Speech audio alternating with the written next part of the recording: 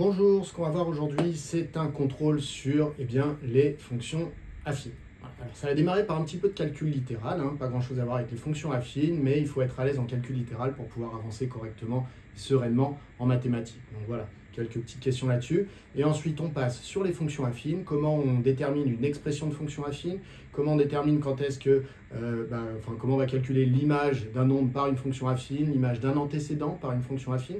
On va faire le lien avec les droites, les représentations graphiques des fonctions affines, voilà, le lien entre les équations et les expressions.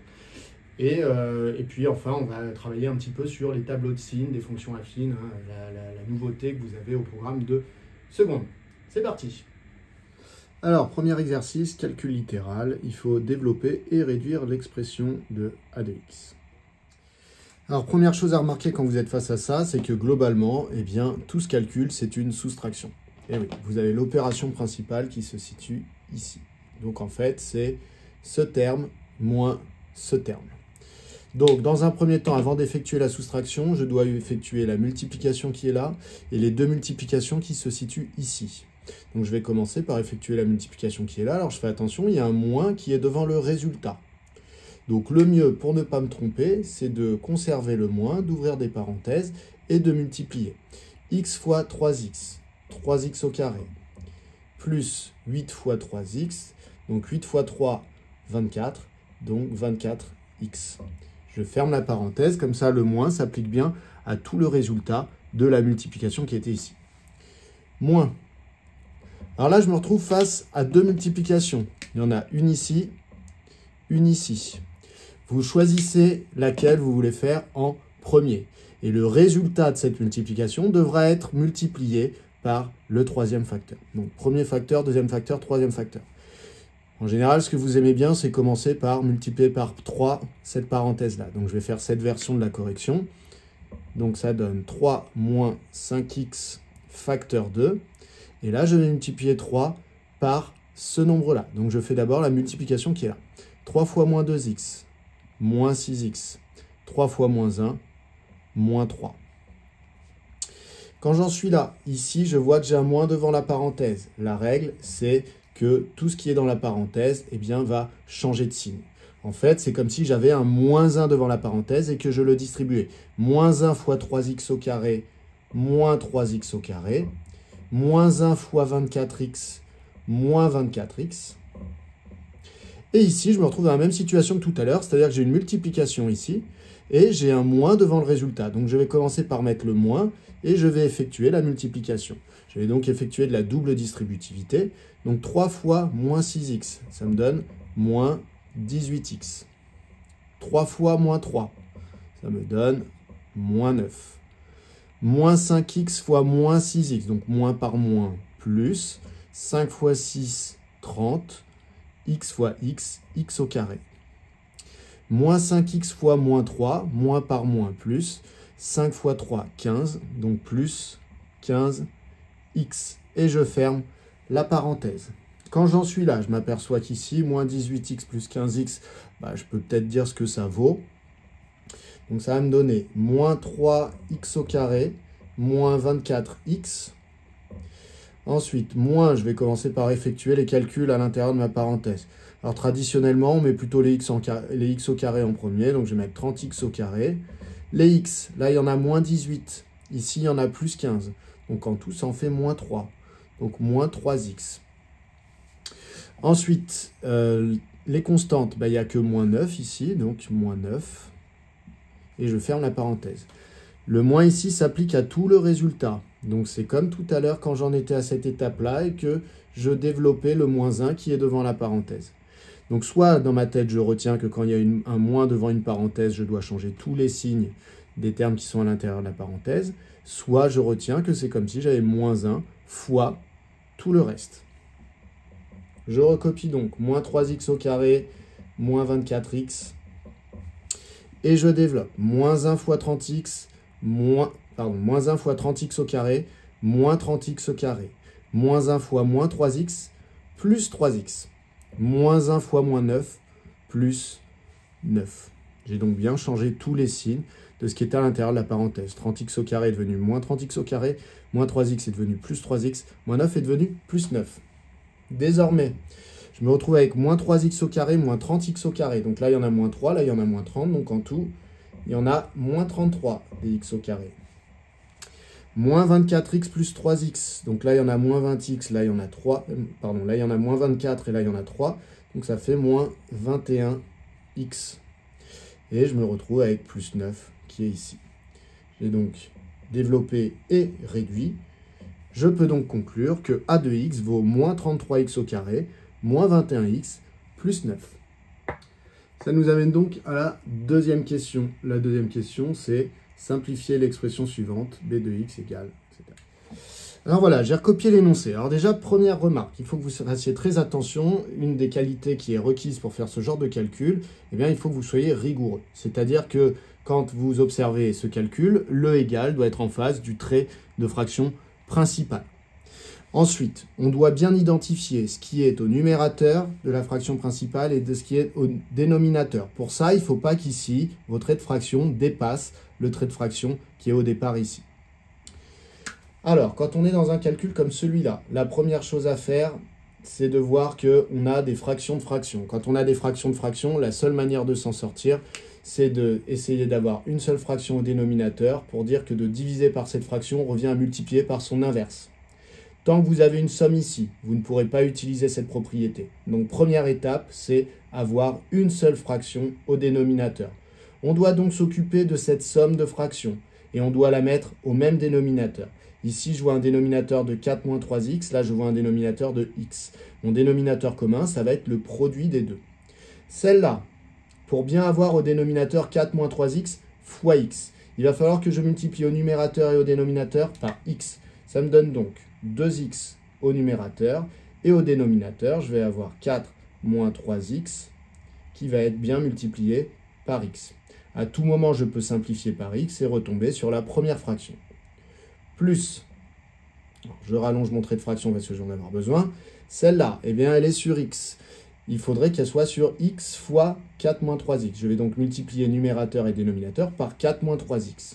Ça me donne donc x plus 5 facteur de 4 moins 3x sur x fois 4 moins 3x. Comme je l'ai dit tout à l'heure, je fais attention à ce que mon trait de fraction principal soit plus grand que les autres.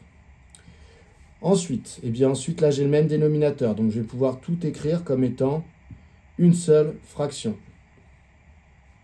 Et j'obtiens au dénominateur x fois 4 moins 3x. Alors 4 moins 3x fois x ou x fois 4 moins 3x, c'est la même chose. Quand vous avez une multiplication, vous pouvez commuter les deux facteurs. Ça me donne donc 2x plus, et là il va falloir que je développe ici ce produit. Donc x fois 4, 4x. X fois moins 3x, moins 3x au carré. 5 fois 4, 20. 5 fois moins 3x, moins 15x.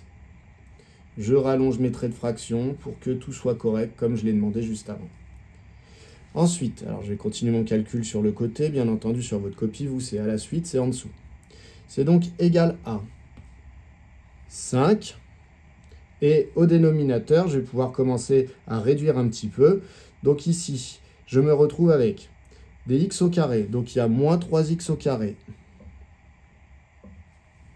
Des x, il y en a 2 plus 4, 6, moins 15, donc moins 9x. Et j'ai un plus 20 qui est derrière tout seul, donc plus 20. Le tout est divisé par x fois 4 moins 3x. Alors vous pouvez développer un x fois 4 moins 3x, vous pouvez le garder comme ça, ça ne change pas grand-chose pour nous. Maintenant que j'ai bien un nombre divisé par une fraction, je vais utiliser la propriété qui est que de diviser un nombre par une fraction, cela revient à multiplier le nombre par l'inverse de la fraction.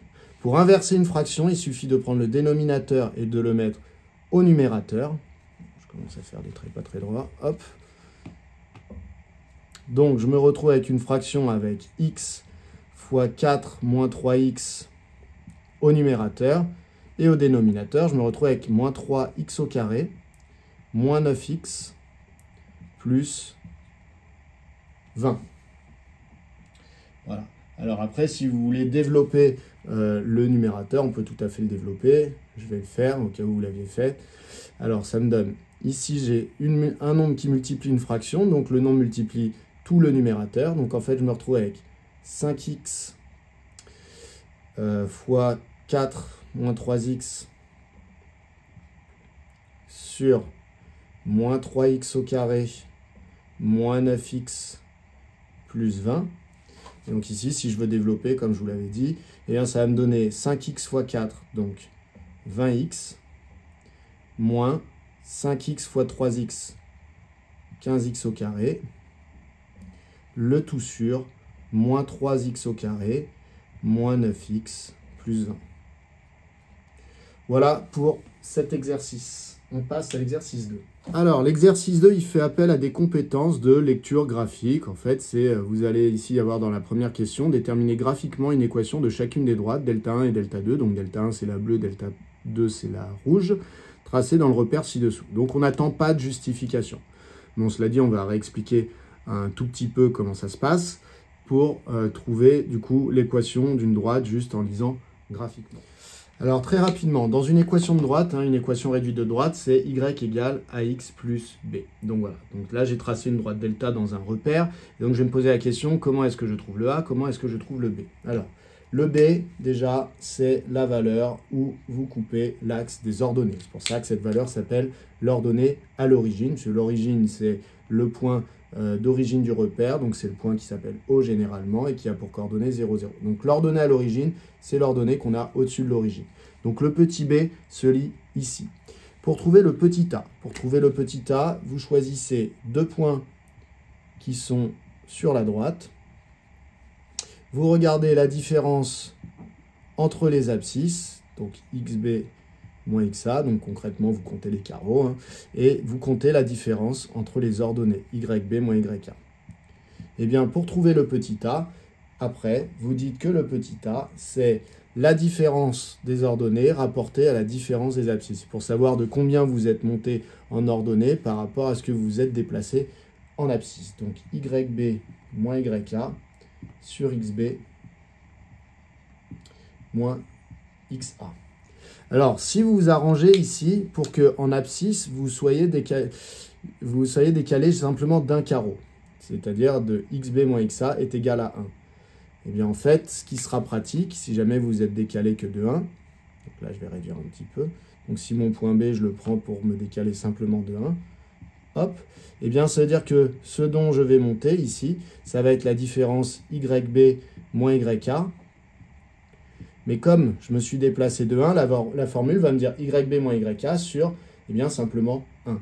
Donc dans ce cas-là, le a, il vaut yb moins yk. Donc c'est pour ça qu'en cours, on vous dit qu'il y a une technique qui consiste à se décaler de 1 sur la droite et de regarder de combien on monte ou de combien on descend. Et ça veut dire directement que ce nombre-là sera le coefficient directeur. Donc soit c'est faisable, et dans ce cas-là, vous pouvez lire directement, soit vous êtes obligé de vous déplacer de plus de 1 pour retomber sur un point du quadrillage, et dans ce cas-là, vous allez plutôt appliquer cette formule. Alors, on va le faire avec ce qu'on a sous les yeux. Alors, pour delta 1, je vais commencer peut-être par essayer de trouver B, voir s'il est facile à trouver. Alors, delta 1, c'est la droite bleue, et comme vous pouvez le voir ici, eh bien, on coupe en moins 1, moins 2, moins 3, moins 4. Donc déjà, première chose, le B vaut moins 4. Donc ici, j'efface ça, donc plus B devient moins 4. Ensuite, le coefficient directeur petit a qui est ici. Donc je vais regarder. Ici, je me rends compte qu'en me déplaçant d'un carreau, malheureusement, je ne sais pas trop de combien je suis monté. Donc je vais me déplacer jusqu'à ce que je retombe sur un point du quadrillage. Donc quand je démarre là, par exemple, si je me déplace de 1, 2, 3, 4, je me rends compte qu'en montant de 1, je me retrouve sur le point du quadrillage.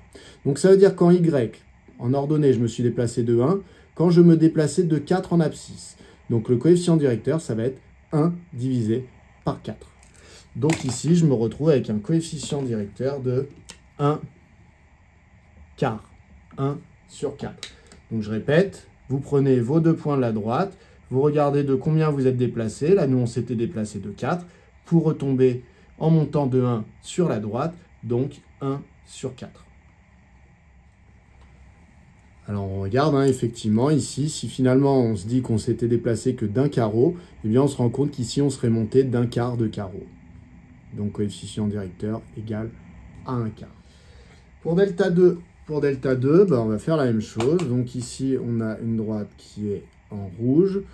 Et là on se rend compte que malheureusement, l'ordonnée à l'origine petit b, bah, elle n'est pas lisible facilement, on ne tombe pas sur un carreau en particulier. Bon, on va la laisser un petit peu de côté pour l'instant, on va essayer de la trouver après. Par contre, pour trouver le coefficient directeur, je m'aperçois que si je pars de ce point qui tombe sur le quadrillage, en me déplaçant de 3 sur la droite, je peux descendre de 1 pour retomber sur un point du quadrillage. Donc ça veut dire que les y, eh bien j'ai fait moins 1, quand pour les x, je faisais 3. Donc le coefficient directeur, c'est moins 1 divisé par 3. Donc finalement, je me retrouve avec une équation réduite qui démarre par y égale moins 1 tiers de x plus, et donc il me reste à trouver le petit b. Le petit b, je vous rappelle, c'est là où on coupe ici l'axe des ordonnées. Bon, mais on sait qu'à chaque fois qu'on se décale d'un carreau, on descend d'un tiers, puisque le coefficient directeur, c'est moins 1 tiers. Donc ça veut dire que ici, je peux très bien trouver où j'en suis. Par exemple, je pars du carreau sur lequel je tombais bien ici. J'étais à la valeur 1, 2, 3, 4, 5. Donc là, j'étais en 5. Et je m'aperçois que je me suis décalé une première fois de 1 tiers et à nouveau une deuxième fois de 1 tiers. Donc en fait, ça veut dire qu'ici, je coupe en 5 moins 2 tiers. Je fais mon petit calcul, 5 moins 2 tiers, 5, il se trouve que c'est 15 tiers, donc moins 2 tiers, on se retrouve à 13 tiers. Donc ça veut dire qu'en fait, petit b, eh bien c'est 13 tiers.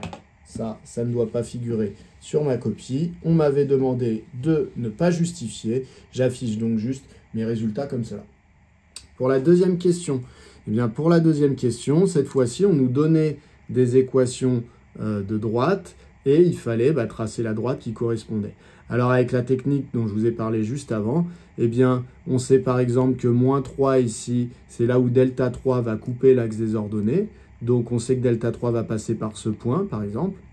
Et ensuite ici on voit que le coefficient directeur c'est moins 1. Donc ça veut dire qu'à chaque fois que je vais me décaler de 1, je vais descendre de 1. Ça va nous donner du coup la droite qui se trouve ici en vert, donc qui passe bien par moins 3 et qui, quand je me décale de 1, descend de 1. Donc vous placez 2 points, vous tracez votre droite. Autre manière de faire, c'est vous prenez l'équation qui est là et vous remplacez x par une valeur. Ça va vous donner le y qui correspond. Pour la deuxième, 3/5 de x plus 2, eh bien on fait exactement la même chose. C'est-à-dire qu'ici, on va venir se placer en 2 au niveau de l'axe des ordonnées. Et ensuite, 3/5, ça veut dire qu'à chaque fois que je me déplace de 5, eh bien, je dois monter de 3. Ce qui me donne un deuxième point et qui permet de tracer. Alors, je ne le fais pas sous vos yeux, mais voilà, vous l'avez ici. Donc, ici, vous voyez qu'on passe en 2 et qu'à chaque fois qu'on se décale de 5, on monte de 3 pour bien avoir un coefficient directeur de 3/5. Ça nous amène à la troisième question. Déterminer à l'aide d'un système les coordonnées du point d'intersection des droites delta 3 et delta 4. Alors ici, sur le graphique, si on a bien fait les droites, on se rend compte que ce point d'intersection, il est ici. Donc ces coordonnées, ça va être un petit peu moins de moins 3 et un petit peu plus de 0 pour les ordonnées. Donc un peu moins de moins 3 pour les abscisses et un peu plus de 0 pour les ordonnées. Mais de toute façon, il faut qu'on le fasse par le calcul et on nous dit avec un système. Donc, eh bien, on va faire ce qu'on nous demande. Alors, un système, eh bien, c'est une manière en mathématiques de venir mettre plusieurs contraintes sur notre objet. Donc nous, ce qu'on veut, c'est un point dont les coordonnées vont vérifier les deux équations de droite, puisqu'on veut le point d'intersection des deux droites. Donc il doit être sur les deux à la fois. Donc on veut à la fois qu'il vérifie l'équation de delta 3, qui est que y est égal à moins x moins 3, et en même temps qu'il vérifie l'équation de delta 4, qui est y égale 3/5 de x plus 2. Voilà, on cherche un point qui vérifie à la fois la première et la deuxième. Donc on cherche un point dont le y vaut à la fois ça et ça.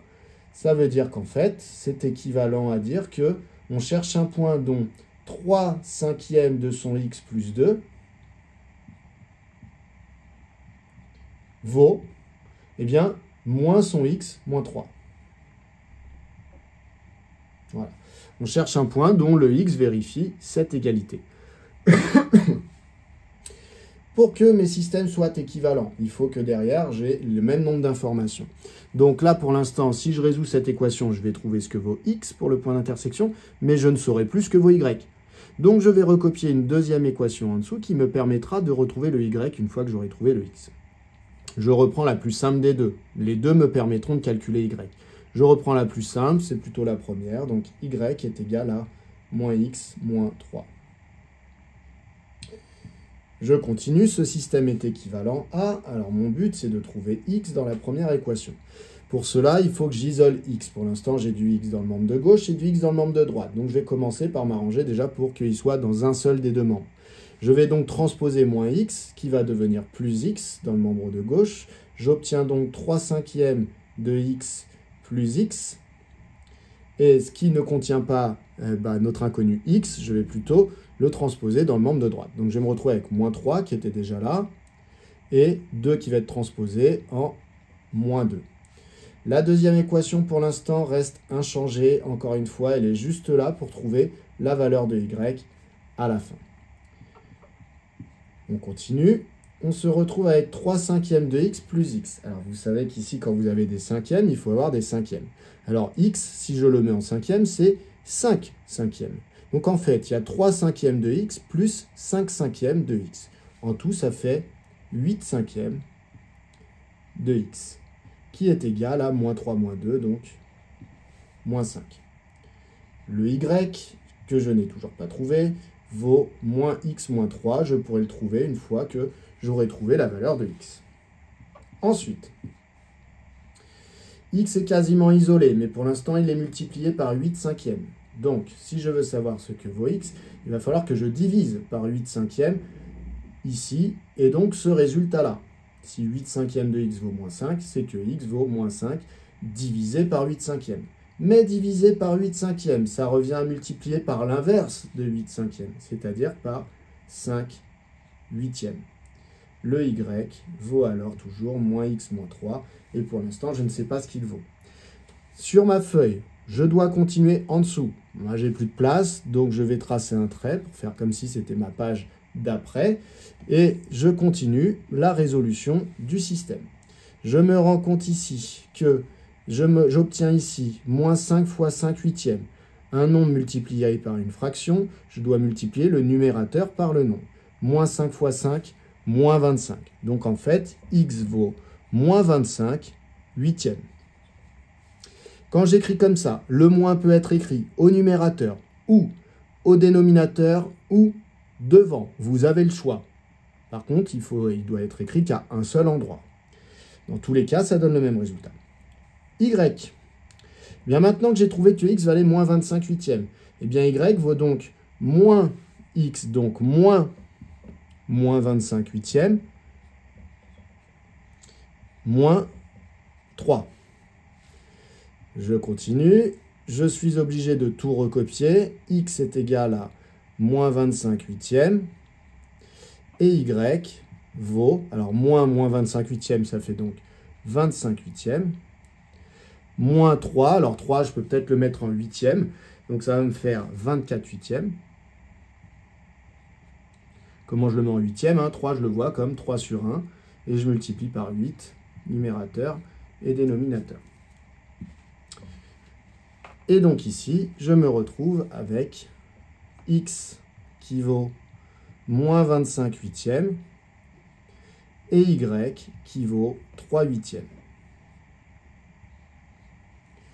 Voilà, ça veut dire quoi? Ça veut dire qu'en fait, il y a bien un x et un y qui vérifient ce système, c'est-à-dire qui vérifient les deux équations de droite à la fois. Donc il y a bien un point qui est sur les deux droites à la fois, donc il y a bien un point d'intersection, et ce point d'intersection a pour coordonnées moins 25/8, 3/8. Voilà, donc petite phrase de conclusion. Donc le point d'intersection a pour coordonnées moins 25/8, 3/8. Exercice 3. Alors on me dit l'altitude exprimée en mètres d'un parachutiste en fonction du temps écoulé depuis l'ouverture de son parachute, exprimée en minutes, peut être modélisée par une fonction affine f. F de x est donc l'altitude du parachutiste et x minutes après avoir ouvert son parachute. On sait qu'après 1 minute, l'altitude du parachute, c'est 3500 mètres. Après 7 minutes, c'est 2300 mètres. Le sol sur lequel le parachutiste atterrit est à une altitude de 0 mètres. Première question, déterminer une expression f de x de la fonction f. Alors, première chose, d'après l'énoncé, on m'a dit que après 1 minute, le parachutiste est à une altitude de 3500 mètres. Donc, l'altitude après 1 minute, c'est f de 1, puisqu'on m'a dit ici que f de x était l'altitude x minutes après avoir ouvert son parachute. Donc, si je sais l'altitude après 1 minute, c'est donc f de 1 que je connais. Donc, f de 1 vaut 3500. Et je sais aussi qu'après 7 minutes, eh bien, l'altitude, elle est de 2300 mètres. Donc, ça veut dire que f de 7, pour le coup, c'est 2300. Donc, à partir de ces deux informations, je vais pouvoir déterminer l'expression de la fonction f. Pourquoi? Parce que deux informations suffisent à trouver une expression de fonction affine. Donc, bien entendu, ce qui va me servir, c'est que la fonction est affine. Donc, il faut absolument que je le dise. F est une fonction affine. C'est ça qui me donne la forme de l'expression. Donc, f admet une expression de la forme f de x égale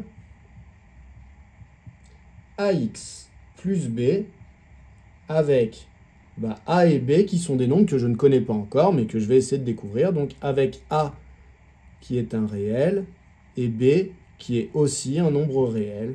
Donc, les ensembles de nombres qu'on a appris cette année. Maintenant, je vais commencer par déterminer la valeur de petit a. Le petit a, c'est égal à. Il faut faire un petit peu à la manière de l'exercice précédent. Le petit a vaut la différence des images sur la différence des abscisses. Donc, je vais calculer f de 7 moins f de 1, f de 7 moins f de 1, divisé par, 7 moins 1.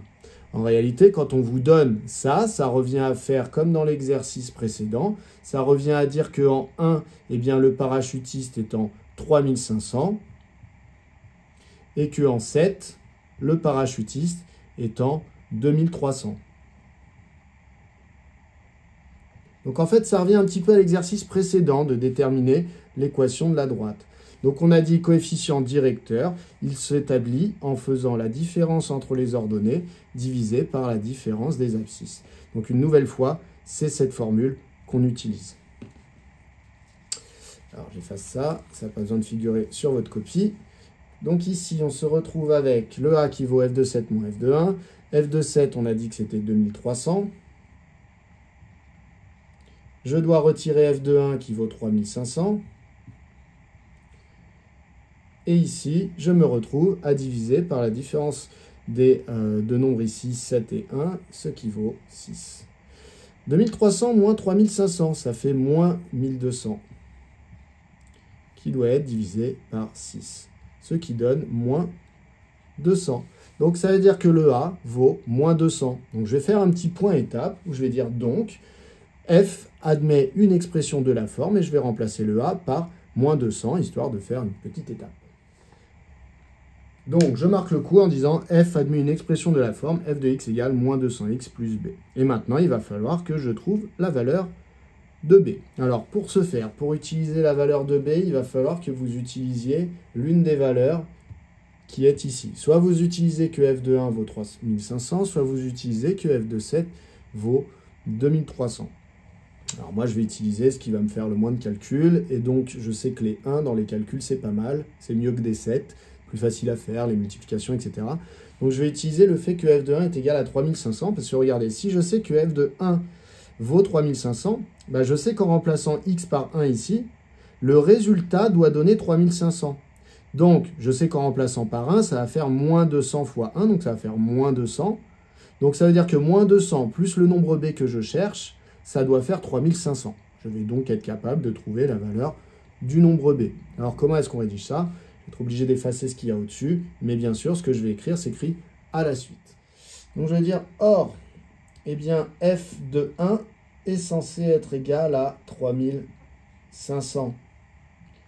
Et de dire que f de 1 est censé être égal à 3500, en fait, c'est équivalent, donc vous pouvez utiliser ce symbole ici, à dire que quand je replace là-dedans par 1, donc c'est équivalent à dire que moins 200 fois 1 plus b, eh bien c'est censé être égal à 3500. Donc vous voyez, en fait, j'ai calculé f de 1 grâce à la formule et j'ai dit que le résultat, je savais que ça devait donner 3500.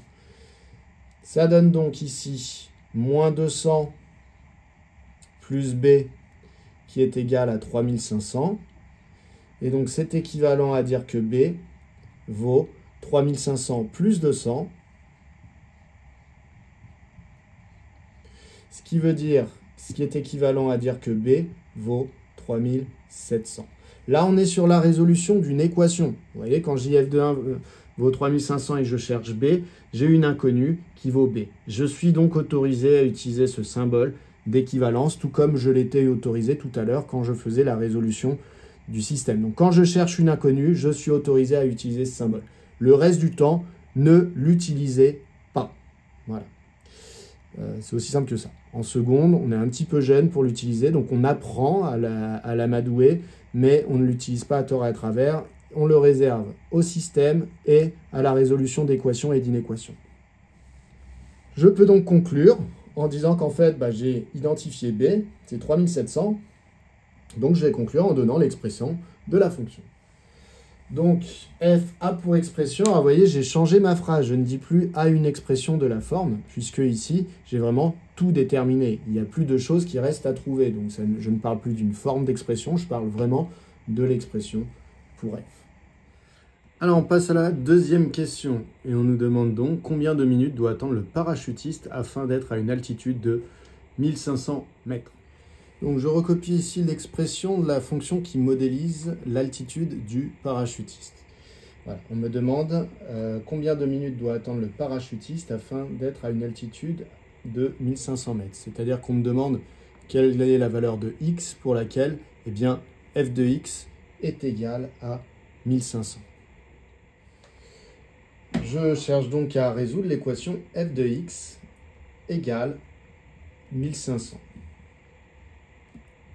Cette équation est équivalente à, je remplace f de x du coup par l'expression qui est là, à moins 200x plus 3700 égale 1500. Je vais chercher à isoler x. Alors, je peux essayer d'isoler x à gauche ou je peux essayer d'isoler x à droite de l'égalité. Je m'aperçois qu'ici, j'ai moins 200x. Je me dis qu'en isolant à droite, j'aurai un nombre positif devant x. Ça pourrait être plus facile pour les calculs. Je vais donc tenter comme ça. Donc 3700, je vais transposer 1500, donc moins 1500 est égal à, je transpose moins 200x. J'obtiens donc 200x. C'est donc équivalent à dire que 3700 moins 1700, ça vaut donc 2200, pardon, qui est égal à 200x. Cette équation est équivalente à dire que x est égal à 2200 divisé par 200, ce qui est équivalent à dire que x vaut 11. Donc ça veut dire que c'est au bout de 11 minutes eh bien, que le parachutiste va être à une altitude de 1500 mètres. Voilà pour cette question 2. On passe à la suivante. On arrive donc à la question 3. À quelle altitude était le parachutiste au moment où il a ouvert son parachute? Donc on a toujours f de x qui modélise l'altitude du parachutiste. Et donc on se demande à quelle altitude était le parachutiste au moment où il a ouvert son parachute. Et je vous rappelle que f de x, c'est ce qui modélise l'altitude du parachutiste, eh bien x minutes après avoir ouvert son parachute. Donc si on veut savoir à quelle altitude il était quand il a ouvert son parachute, eh bien il faut prendre x égale 0, c'est-à-dire 0 minutes après avoir ouvert son parachute. Donc en fait, on est en train de nous demander que vaut f de 0. Donc je remplace ici, je vais calculer l'image de 0, ça me donne moins 200 fois 0 plus 3700. Ce qui est égal à moins 200 fois 0, ça fait 0, donc 3700. Je peux donc conclure que la question 4, c'est dresser le tableau de signes de la fonction f. Donc ça, c'est extrêmement important de savoir faire cette question. En effet, le tableau de signes d'une fonction affine, c'est vraiment un des objectifs de votre programme. Alors, pour faire le tableau de signes d'une fonction affine, eh bien, il faut se poser la question quel est le signe de la fonction affine. Donc déjà, on va s'intéresser à savoir quand est-ce que la fonction affine est égale à 0. Parce que quand on veut déterminer un signe, positif ou négatif, eh bien, si on sait quand est-ce que la fonction vaut 0, bah, ça va nous aider à déterminer un peu la frontière de là où on était positif et là où elle était négative. Imaginez des températures. Si jamais vous voulez savoir quand est-ce que les températures étaient positives et les températures étaient négatives, bah, si vous trouvez le moment où la température a été égale à 0, ça vous aidera à identifier quand est-ce que la température était positive et quand est-ce qu'elle était négative. Donc première chose à faire, c'est de se poser la question, eh bien, quand est-ce que moins 200x plus 3700 est égal à 0. On résout cette équation. Eh bien, c'est quand 3700 est égal à 200x. Et donc, c'est équivalent à dire que x est égal à 3700 divisé par 200. Donc, ça fait 18,5 qu'on peut aussi écrire 37,5. Donc là, vous avez le choix. Soit vous écrivez 37,5, soit vous écrivez 18,5. Donc là, on a trouvé quand est-ce que la fonction f, eh bien, allait être égale à 0. Donc, ça veut dire que si je fais le tableau de signes de la fonction f, donc dans la première ligne, je vais mettre les x, l'axe des abscisses, et dans la deuxième ligne, je vais mettre le signe de f de x, des images. Et donc, si je le fais sur moins l'infini plus l'infini, eh bien, je me rends compte que déjà, quand x vaut 37,5, eh bien, f de x va être égal à 0. Donc, ça veut dire que quand x vaut 37,5, ce qui vaut 18,5, on l'a dit juste avant, eh bien, l'image f de x de 37,5, c'est 0. Voilà. Maintenant, reste à savoir si la fonction est positive avant ou négative avant, et positive après ou négative après. Pour cela, eh bien, on va résoudre des inéquations. Pour trouver un signe, en maths, on résout des inéquations. Donc, on va se poser la question, quand est-ce que f de x est, par exemple, strictement négative, c'est-à-dire strictement plus petit que 0. Et on résout. Alors, une technique, pour ne pas trop se tromper dans les inéquations, c'est de s'arranger pour que le coefficient qui accompagne x soit positif. Parce qu'à un moment, vous allez être amené à diviser par ce nombre pour isoler x. Et quand vous allez diviser par ce nombre, bah, si jamais il est négatif, il va falloir penser à changer les sens.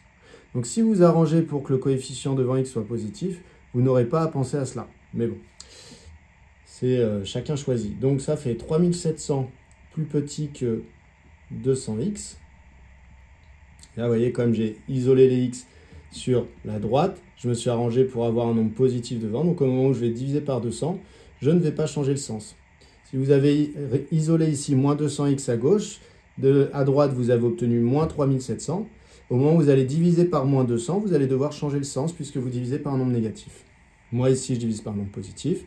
Et donc, ça me donne 37 sur 2 inférieur à x. Donc, ça veut dire que quand x est plus grand que 37,5, ça veut dire ici, eh bien, les images f de x sont plus petites que 0. Ça veut dire qu'elles sont négatives. On termine. Moins 200x plus 3700. On s'interroge à savoir quand est-ce que c'est strictement positif. Eh bien, c'est quand 3700 est plus grand que 200x. C'est-à-dire, c'est équivalent à dire que x est plus petit que 37,5. Ça veut dire que quand x est en dessous de 37,5, donc ici, eh bien les images, les f de x, sont plus grandes que 0, c'est-à-dire sont positives. Voilà pour ce tableau de signes. Dernière question de cet exercice. À partir de combien de minutes la modélisation n'a plus de sens? Justifiez votre réponse à l'aide d'un argument clair. Alors, l'argument clair, il est là, je l'ai laissé sous vos yeux, c'est le tableau de signes de la fonction f. On nous a dit que le parachutiste atterrissait à une altitude de 0 m. Donc ça veut dire qu'à partir du moment où l'altitude du parachutiste, qui est modélisée par f de x, eh bien, vaut 0 et ensuite devient négative, eh bien, c'est impossible pour notre modélisation. Donc pour nous, à partir de 37 sur 2 minutes après l'ouverture du parachute, eh bien, la modélisation va perdre son sens parce que l'altitude du parachutiste ne peut pas être négative dans notre modélisation puisqu'on nous a dit qu'il atterrissait à 0 m. Voilà, donc charge à vous de mettre une petite phrase qui montre que vous avez compris. Le parachutiste atterrit à une altitude de 0 m, son altitude ne peut donc pas être négative. Donc d'après le tableau de signes, qui est encore ici, que je vais effacer, la modélisation n'a plus de sens après 18,5 minutes. 18,5, je vous rappelle, c'est la valeur de 37,5. Voilà, vous n'êtes pas obligé de refaire le tableau de signes qui a été fait juste avant. Si vous écrivez ça, ça va très bien. On passe à l'exercice suivant. Exercice 4. Martin, Anne et Tommy jouent à la balle aux prisonniers. Un repère a été tracé au sol et permet donc de donner les coordonnées des points où se trouvent les trois amis. Martin est au point M, Anne est au point A, Tommy est au point T. Martin lance un ballon sur Anne, suivant la droite MA. Anne est touchée et le ballon s'arrête. Martin annonce qu'avec cette trajectoire, il aurait touché Tommy si Anne n'avait pas été devant. Martin a-t-il raison? Alors, la situation très rapide. Vous avez Martin qui est aux coordonnées -3, -2. Alors, je ne fais pas un dessin à l'échelle. Donc là, il y a Martin. Il est au point qu'on a appelé M comme Martin. Il y a Anne qui est au point 7, 3. Voilà, donc il y a Anne qui est ici. Et donc, il y a Tommy qui est au point 10, 9,5. Donc 10, hop. Et donc 9,5, donc 4,5. Donc qui est un petit peu plus haut, qui est par là. Encore une fois, le dessin n'est pas du tout à l'échelle. Donc il y a Tommy qui est ici. La question, c'est Martin a lancé un ballon sur Anne, donc selon la droite MA. Donc Martin, il a lancé un ballon sur Anne comme ça. Et Martin dit, si jamais Anne n'avait pas été là, eh bien j'aurais touché Tommy. Donc la question, c'est est-ce que finalement, en lançant selon la droite MA, eh bien la droite MA serait passée par le point T. Donc la question finalement, c'est est-ce que T appartient à la droite MA? Voilà, donc on expose la question à laquelle on va répondre. Le point T appartient-il à la droite MA? Alors il y a plusieurs manières de faire ça. Une des manières, c'est celle que je vais choisir moi, je ne vais pas toutes les exposer, ça va être de calculer une équation de la droite MA et de regarder si le point T, si les coordonnées du point T vérifient l'équation de la droite MA. Si oui, T appartient à MA, sinon T n'appartient pas à MA. Donc première étape, déterminer une équation de la droite MA. Donc équation de MA. Donc première chose, c'est de dire que la droite MA admet une équation de la forme y égale ax plus b, puisque c'est une droite, voilà, avec une droite non verticale, je ne m'étends pas là-dessus, donc avec A qui appartient à R et B qui appartient à R. Donc équation réduite de droite. De droite, on a une équation réduite de droite comme ça. A représente le coefficient directeur et B l'ordonnée à l'origine. Pour trouver A, le coefficient directeur, eh bien, il faut calculer la différence des ordonnées de deux points de la droite sur la différence des abscisses de deux points de la droite. Ça, c'est une formule que vous avez apprise au collège déjà. Donc, c'est Y, la différence entre l'ordonnée de A et l'ordonnée de M, divisé par la différence entre l'abscisse de A et l'abscisse de M. Donc on va reprendre les coordonnées de A et les coordonnées de M. Alors ça, c'est donné dans l'énoncé. Les coordonnées de A, eh bien c'est 7, 3. Donc ici, je vais avoir 3 pour l'ordonnée, 7 pour l'abscisse. Et il faut que je retire les coordonnées de M. Les coordonnées de M sont -3, -2. Alors -2 pour les Y, -3 pour les X. Donc -2 pour les Y, -3 pour les X. Et donc ça fait 3 moins -2, donc 3 plus 2, 5. Et 7 moins -3, donc 7 plus 3, 10. Ça veut dire qu'en fait, A, eh bien, c'est 1,5, ou vous pouvez aussi dire 0,5. Donc on peut faire un premier petit point étape en disant où on en est. On en est donc au fait que A vaut 1,5. Donc si je remplace A par 1,5, ça me donne que MA a une équation de la forme Y égale 1,5 de X plus B. Vous voyez, quand je dis A ou admet, c'est la même chose. Vous pouvez utiliser le verbe avoir ou le verbe admettre. Les deux sont OK. Et ensuite, quand je dis de la forme, c'est parce qu'on n'a pas encore tout déterminé. Là, il nous manquait le A et le B. Là, il nous manque encore le B. Donc, c'est une forme d'équation. On n'a pas réellement l'équation devant nous. Donc, il nous reste le B à trouver. Le B, on va le trouver grâce à un des points de la droite, soit le point M, soit le point A. Ça va être à nous de savoir lequel on veut utiliser, mais les deux vont fonctionner. Et donc, on va partir du principe que par exemple, lequel a les coordonnées le plus simples? Peut-être le point A qui a des coordonnées positives. Donc on va partir du principe ici que eh bien, si jamais le point A appartient à droite, ce qu'on sait puisque c'est la droite MA, eh bien, les coordonnées du point A doivent vérifier l'équation, c'est-à-dire que quand je mets le X de A ici, je dois obtenir le Y de A ici. Donc comme je connais le x de a et le y de a, je vais avoir une équation où la seule chose que je ne connais pas, c'est b. Et donc je vais pouvoir déterminer la valeur de b. J'efface un petit peu au-dessus, j'efface pas tout, mais parce que j'ai besoin de place. Donc je vais dire, or, le point A appartient à MA. Donc, eh bien, donc ça veut dire que quand je mets ces coordonnées dans l'équation, elle est vérifiée. Il y a bien égalité entre YA et 1 demi de XA plus B. Et ça, c'est l'astuce. C'est qu'en fait, je vais pouvoir trouver le B qui fait qu'il y a bien égalité. Parce que YA et XA, je les connais. YA, c'est censé être 3. Donc 3, c'est censé être égal à 1 demi fois 7, puisque XA vaut 7, plus B. Donc en fait, je vais pouvoir trouver la valeur de B qui fait qu'il y a bien cette égalité. Donc ça me donne 3 égale à 7 demi plus B. Donc ça veut dire que c'est équivalent à dire que B est égal à 3 moins 7 demi. Donc 3 c'est 6 demi moins 7 demi. Donc en réalité B vaut moins 1 demi. Je vais donc pouvoir reprendre la forme de l'équation que j'avais trouvée, remplacer B par moins 1 demi. Ça me donnera l'équation de la droite MA. Donc MA a pour équation y égale 1 demi de x plus B, B vaut moins 1 demi, donc moins 1 demi.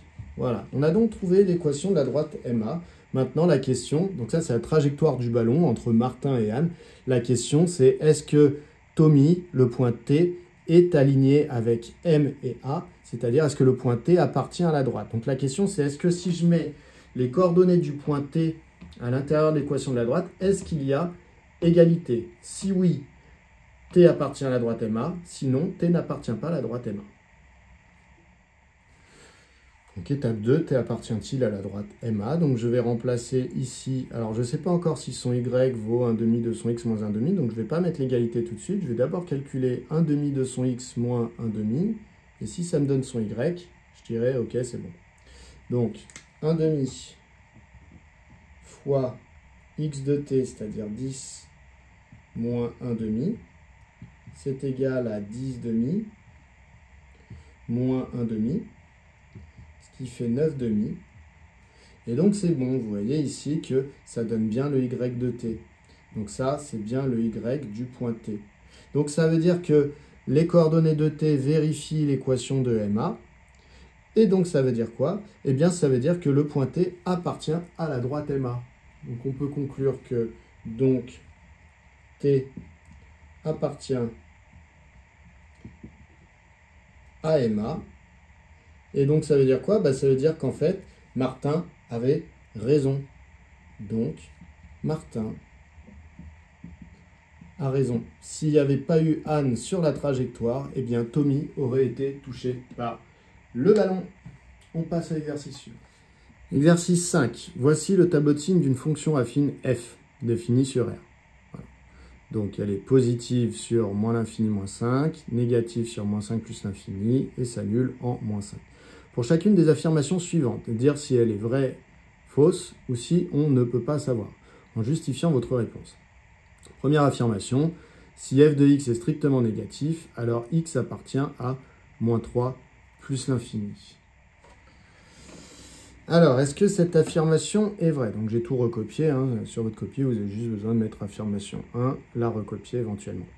Le tableau ici, je l'ai mis pour qu'on l'ait sous les yeux pour raisonner, donc si f de x est négatif, alors obligatoirement x appartient à moins 3 plus l'infini. Alors moins 3 c'est par là. Donc moins 3 plus l'infini, c'est un intervalle qui est par là. Donc effectivement, c'est un intervalle sur lequel eh bien, f de x est négatif. Mais ce n'est pas tout l'intervalle sur lequel f de x est négatif. Donc si f de x est négatif, il se peut très bien qu'en fait x soit entre moins 5 et moins 3.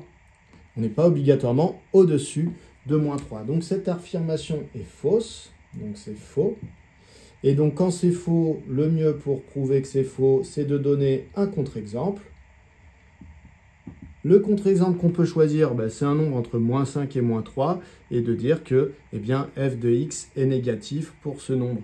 Donc on choisit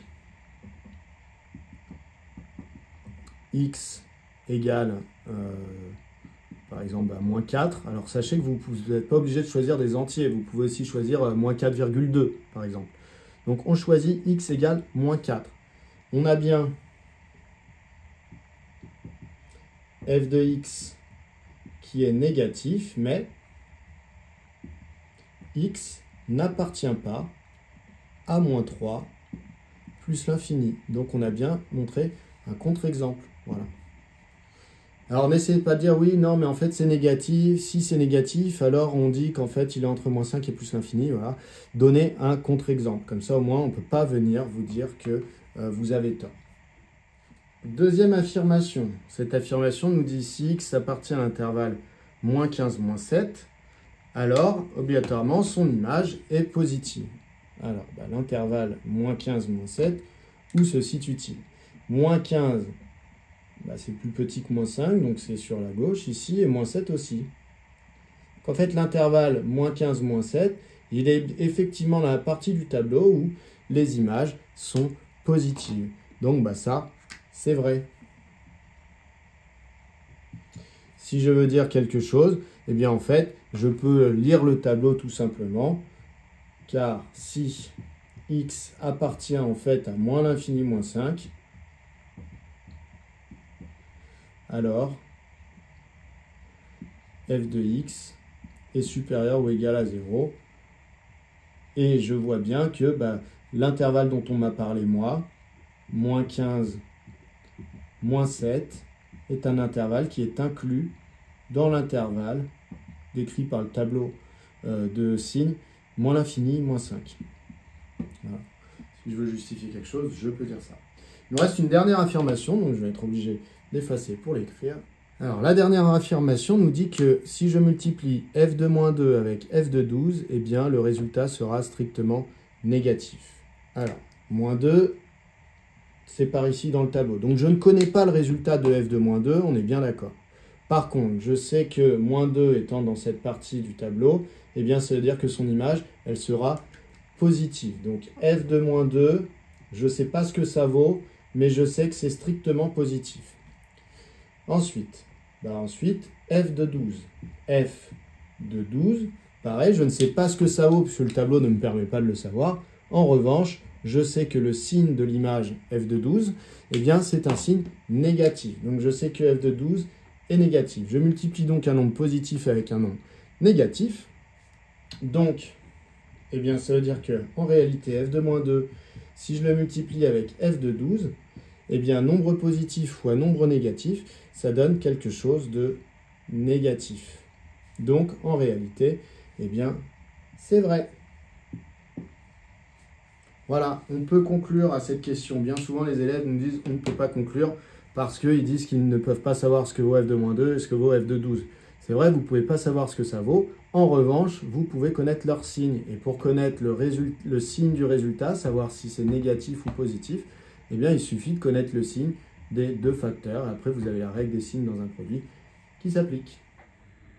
Voilà, on a terminé avec tout ça. J'espère que vous avez bien réussi. Si c'est le cas, c'est que vous êtes relativement à l'aise avec ce thème. Et donc, vous pouvez passer au travail d'un thème suivant. À bientôt!